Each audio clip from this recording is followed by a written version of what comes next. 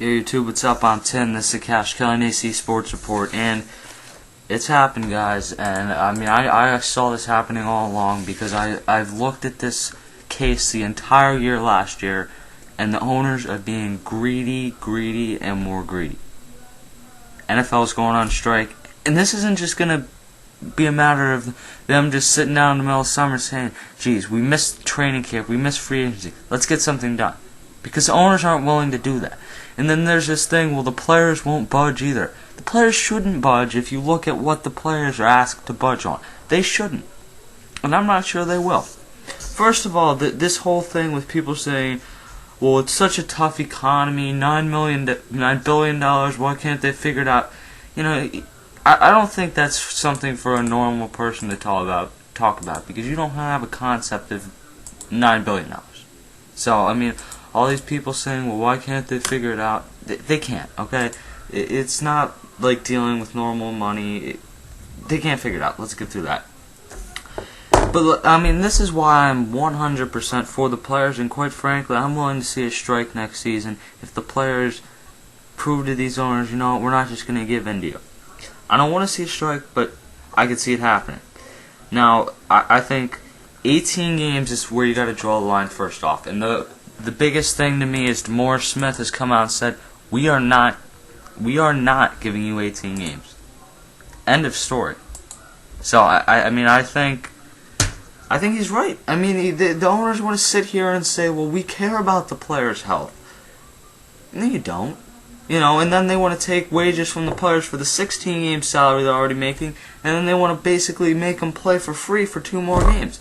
And then everyone's going to say, well, they're already making enough money anyway. No.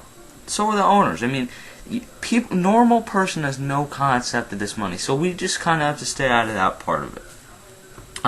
They don't want to give them medical benefits till the 4th year. You know, it's stupid things like that. I mean, I don't get it. If you want the players to budge on some things, you're also going to have to do the same. It's got to be a two-way road, and I don't think it's ever going to be that. The third thing is the rookie salary cap. I think the players will have no problem with this because let's look at this. If you think about the players who would be asked to vote for this, it's the guys that are already in the game. They've already passed their rookie season and they've already signed the contract. So even for a guy like Sam Bradford, he's not giving any money back if he says, yeah, put a rookie salary cap in.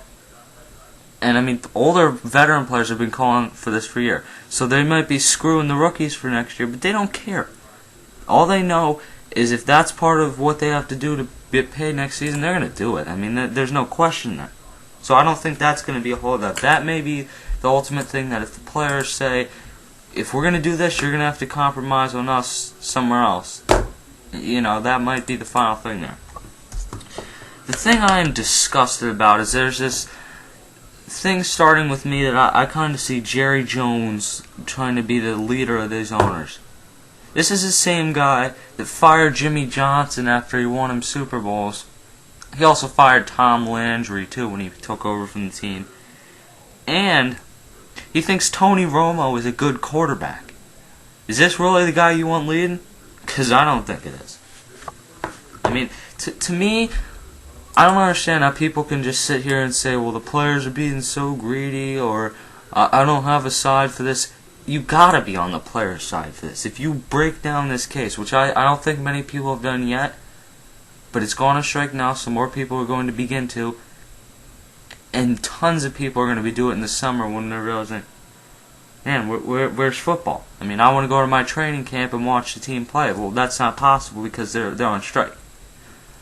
It's going to hurt new coaches coming in. It's going to hurt people putting new systems in. It's certainly going to hurt rookies. I mean, this is probably the worst year to possibly be a rookie coming into the NFL.